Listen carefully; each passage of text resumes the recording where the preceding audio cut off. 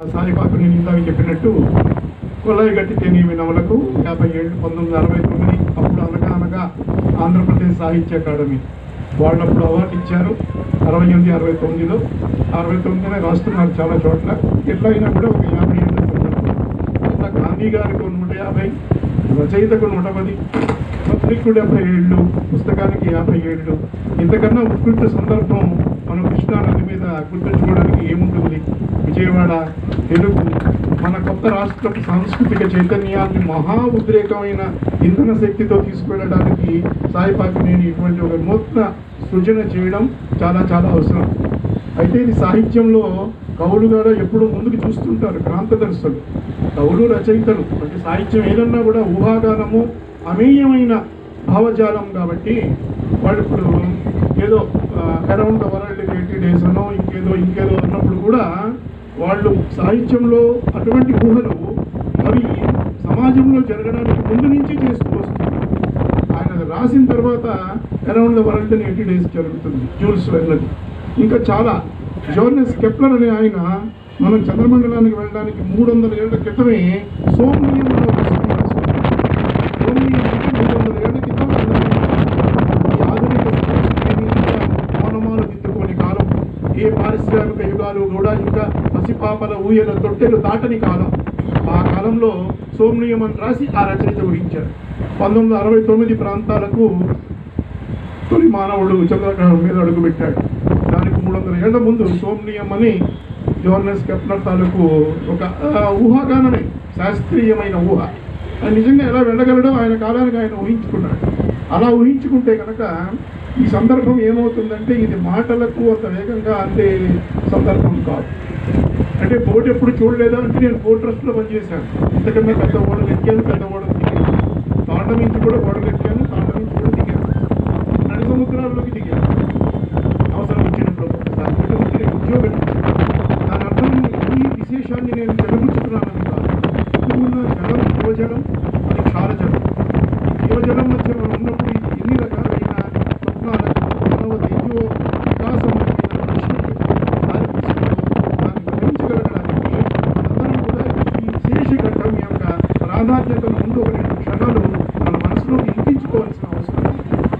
అప్పుడు సాయిపాకినేని చేసింది సామాన్యమైన పన, అసామాన్యమైన పన. సామాన్యులే అసామాన్యమైన పనులు చేస్తారు. అలాంటి ఒక సామాన్యుడి గురించి మనం ఇవాళ మాట్లాడుకుంటాం. సామాన్యుడు ఎట్లా అసామాన్యుడు అయ్యాడు? అసామాన్యతను తెచ్చుకున్న మీద ఉంచుకున్నాడా, లేక అసామాన్యత అనేది ఆయన చేస్తున్న పనుల ద్వారా ఆయన యొక్క జీవన కార్యాచరణలోకి మహా సువిశాలమైన భారత ఉపఖండంలోకి ఈ గాంధీ అనే అయస్కాంతం ప్రవేశించిందా? ఒక భాషలో చెప్పుకుందామా? సాయిపాకినేని నన్ను నిజానికి ఇరుకున్నా ఇబ్బందినా పెట్టాడు. కొల్లాయి గట్టితేనేమి నవల గురించి మాట్లాడి దిగిపోవయ్యా అంటే గొడవ లేదు. కాసేపు పోయి ఇక్కడ షరీఫ్ ఇక్కడికి రావాల్సి వస్తుంది. ఎందుకంటే ఇక్కడ పోడియం లేదు. ఈ కాగితాలు పట్టుకోవడానికి బైక్ పట్టుకోకపోతే నేను ఇక్కడ శతావధానాన్ని మించిపోయిన పని ఏదో చేయాల్సి వస్తుంది. అసలు కూర్చొని పిలుస్తా అంటే అది సాయిపాకినేని వల్లే నేను ఇప్పుడు షరీఫ్ని పోడియం ఏమన్నా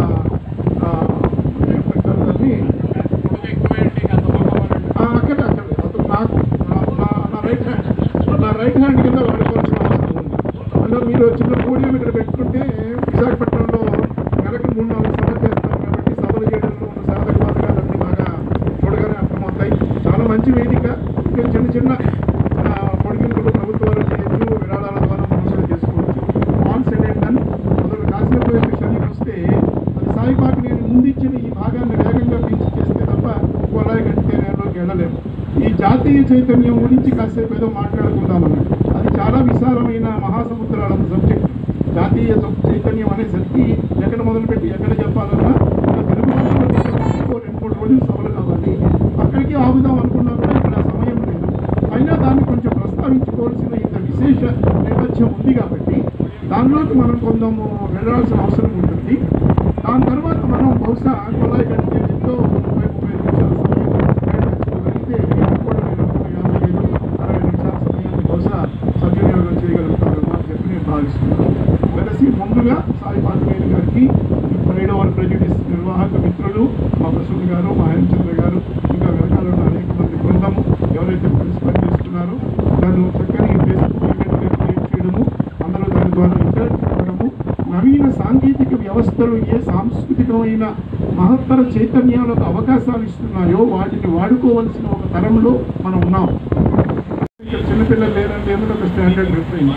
నేను ముఖ్యం మాట్లాడాను ఇక్కడ. ఇప్పుడు మా జగతమ్మ దీనికి గూగుల్ లైవ్లో పెట్టిందంటే ఇప్పుడు దీంట్లో తలా 10 నిమిషాలు ఇవి 10 చెప్పినా గంట కార్యక్రమం అయిపోతుంది. నేను మీకు అనివిదా చెప్పి దిగి వెళ్ళిపోవచ్చు. కానీ నా పద్ధతి అది కాదు.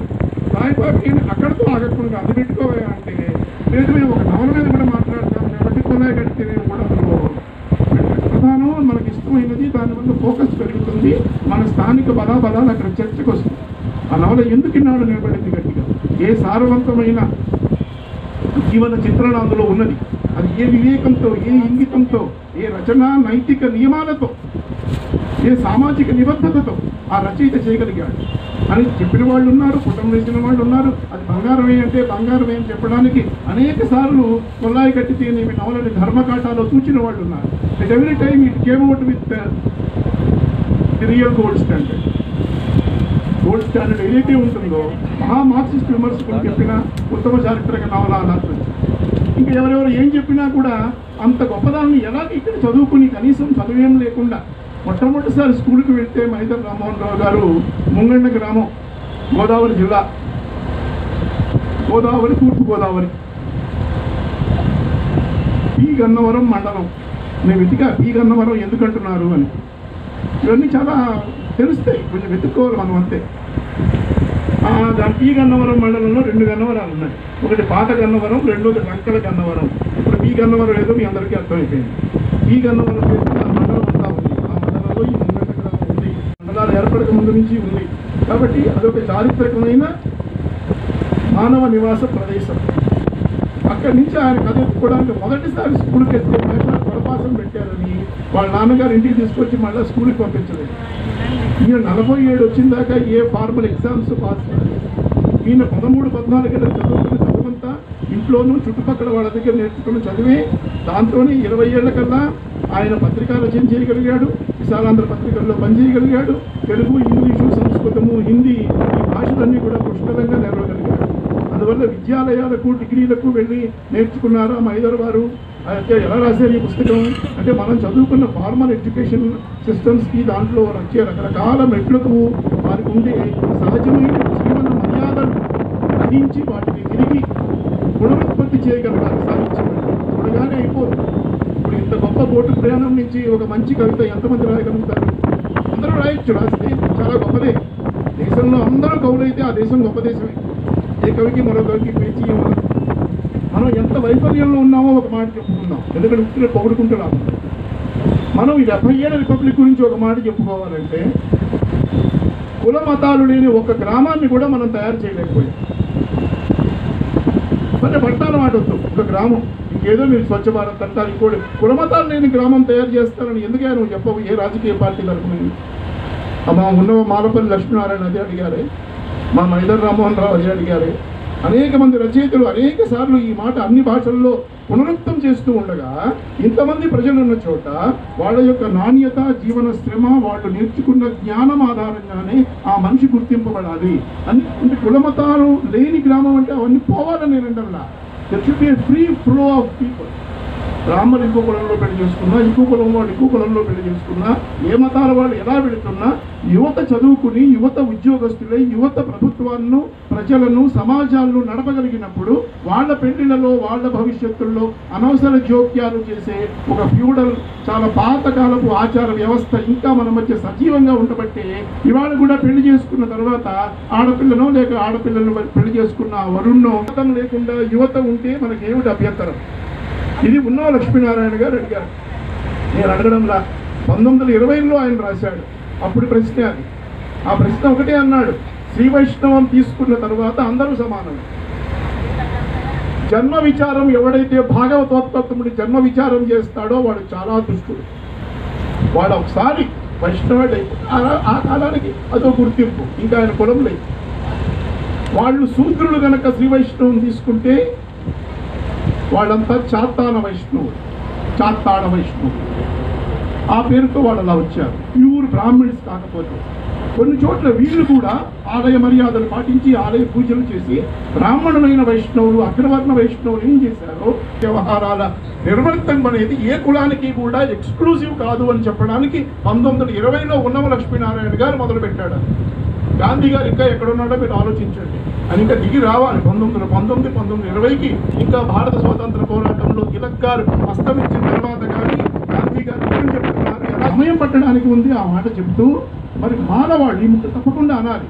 చెడు కోసం కాదు, ఆ రోజుకి స్పష్టంగా వాళ్ళు మారాలని కోరినప్పుడు మాలపల్లి అని నవల రాయడానికి ప్రధాన కారణం అదే. మంచి అన్నది మాల అయితే మాల నేనవుతాను అని గురజాడ అంతకు ముందే అని వెళ్ళిపోయిన తర్వాత మాలపల్లి నవల రాస్తున్నప్పుడు ఉన్నవారు ఏది కోరుతున్నారు అంటే, ఎవరైతే వాళ్ళకి ఆ రోజు రాజకీయాలు లేవు, రాజకీయ సమానత్వాలు లేవు, మతపరంగా వెళ్ళేటప్పుడు ఎవరైనా మాల కుటుంబం నుంచి వచ్చిన వ్యక్తి శ్రీ వైష్ణవంలోకి వెళ్తే వాళ్ళు మాల దాసరు, శూద్రుడు వెళ్తే చాత్తాడ వైష్ణవుడు.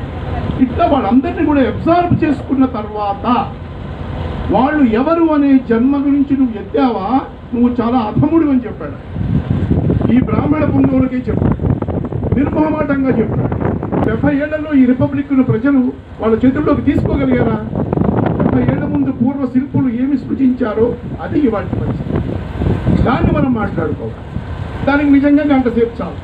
నేను చాలా దురాశపడు నా విషయం, ఎందుకంటే చాలా ఎక్కువ మాట్లాడడానికి ఎప్పుడు సిద్ధంగా ఉంటాను. విషయం అంత పెద్దది కాబట్టి. There should B time, there should be long river that is going like time, and time is a river and river is a time. దాని మధ్య మనం వెళ్తున్నప్పుడు మనం ఊరికే వాచ్యం చూసుకుని ఇక్కడ వెళ్ళిపోదామన్న మీటింగ్లోంచి బయటకు వెళ్ళిపోయే అవకాశం లేకుండా అందరినీ బంధించిన సాయిపాపి నేను ముందుగా అభినందన. లేకపోతే ఇలా ఫోన్ పట్టుకుని ఎవడన్నా నా మాటలు వినడం ఇష్టం లేని వాడు అలాగే లోపల ఏసీ హాలు బాగా మాట్లాడుకోవడానికి వీలుగా ఉంది. మాట్లాడుకున్నాం పెద్ద పెద్ద వాళ్ళు, పత్రికా సంపాదకులు వీరలక్ష్మీదేవి గారు, ఇంకా పత్రికా శ్రీనివాసు, చాలా మంది వచ్చారు. మంచి అనుభవం అది కూడా. అయితే కాపాలని ఆయన ఉద్దేశం అది చెప్పడంలో. బండి బయలుదేరిపోతున్నప్పుడు ఒక ఆమె హడావుడిగా పరిగెత్తుకుంటూ వచ్చింది. ఆమె కూడా she would like to go in to the train. ఇంక జాగా లేదమ్మా నువ్వు ఉండిపోని ఆఫీసర్. ఆ ఉండిపోయిన ఆవిడే కవిత్వం, ఆవిడ పేరే కవిత్వం. ఎంత పెద్ద దెబ్బ కొట్టారు తిలక్ గారు మన మీద. మరి తిలక్ గారు నీ సాయంకాలం కౌలు రైలు ఎక్కించడం ఎలా ఎక్కించాడో సాయిపాపిని అని కూడా అలా ఎక్కించాడు. ఇవన్నీ కూడా రాశారు. ఇవన్నీ కొంచెం పూర్తిగా కూడా వెళ్ళను, ఎందుకంటే I would like to reserve the time for the novel. 2-3 చెప్తా ఇందులోంచి. అంటే దాని అర్థం శరీరం ఎక్కువసేపు నిలబడక్కర్లేదని, అది అందుకనే ఇంకా. ఎందుకంటే sometimes information will be valuable. But చాలా విషయాలు ఇక్కడ మాట్లాడుతున్న ప్రతిసారి నాకే కాదు, ఇంకా ఎవరు గొప్ప మామూలుగా మాట్లాడే వక్తలుగైనా అయ్యేది ఏంటంటే 15 మాటలు 20 మాటలలో అన్ని డిలీట్ అయ్యి ఒక్క మాటే ఎవరు మాట్లాడినా కూడా ఈ లోపల ఈ సెలక్షన్ అండ్ డిలిషన్ ప్రాసెస్లో నిరంతరం ఇది ముగిసినంత వరకు కూడా అదొక నరకయాతన. ఎందుకంటే మనం చెప్పదలుచుకుంది చెప్పాలి, సవ్యం చెప్తుంది. ఆ 2-3 ఉదాహరణలు మీకు చెప్పిన తర్వాత నేను పొలాయి కట్టుకునే షిఫ్ట్ అయిపోతాను. ఆ షిఫ్ట్ అయిపోవడానికి ముందు శని ఒకసారి వస్తాడు.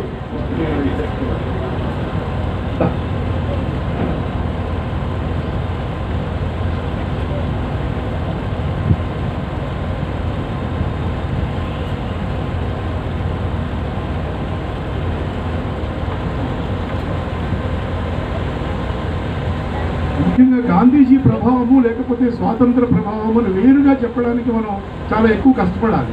భారతదేశ స్వాతంత్రం గురించి మాట్లాడినప్పుడు 1920 తర్వాత మీరు గాంధీ గారి గురించి మాట్లాడుతుంటే ఆ మొత్తం విషయాలు చెప్పాల్సిన అవసరం వస్తుంది.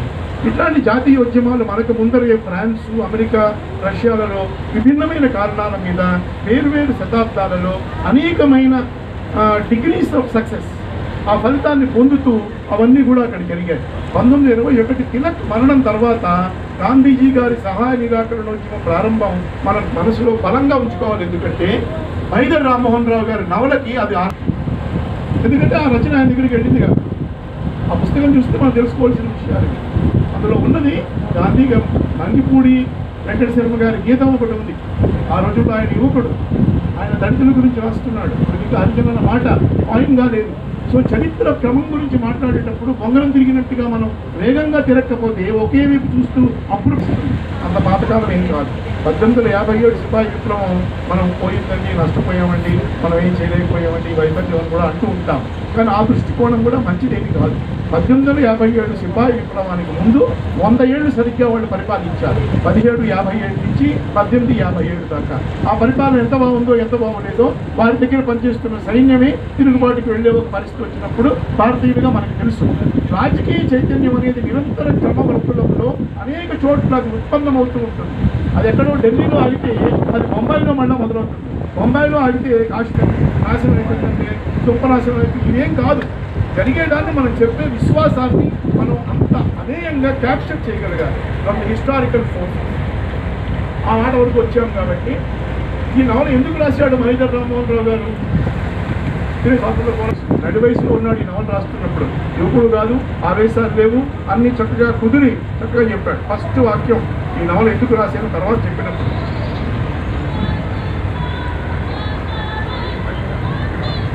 ఇండియన్ భారతీయ సంస్కృతిలో హిడెన్ స్ట్రీమ్స్ అంటే how they are not at all connected to what is happening in ground level reality of India అని చెప్పాలంటే మైదర్ రామ్మోహన్ రావు గారు దాన్ని గొప్ప రచయిత ఏం చేశాడు? ఈ hidden springs of the national movement communist కేడర్కు తెలియడం కోసమే ఈ నవల రాసుకున్నాను అన్నాడు. అంతే. ఆ నవలలో ఎక్కడ ఏ ప్రచారము, ఏ ప్రసారము, ఏ సిద్ధాంతం మీకు డైరెక్ట్గా ఆయన డైడాక్టిక్గా చెప్తున్నట్టుగా మనకు కనిపించింది. అలా వెళ్ళిపోతుంది. అందువల్ల ఈ రాజ్యానాలలో కలిగింది భారత జాతీయత. సామాన్య మానవుల ఉదయాధ్యానాలలో ఏ భారత జాతీయత కలిగిందో ఆ సామాన్యుడే కనుక కథానాయకుడు కావాలంటే వాడు ముంగండలో ఉన్న ఒక సర్వసాధారణ విద్యావంతుడైన బ్రాహ్మణ యువకుడైన రామనాథంగా ఎంచుకున్నారు మన మైదర్ రామ్మోహన్ రావు గారు. అరవిందుడు చెప్తున్నది ఒక సబ్జెక్టును కూడా తీసుకున్నా ఒక్కరోజు మనకి స్వాతంత్రోద్యమంలో వచ్చిన నవల ఏ ఆంధ్రప్రదేశ్ ప్రభుత్వం వాళ్ళు కర్నూలు లేకపోవడం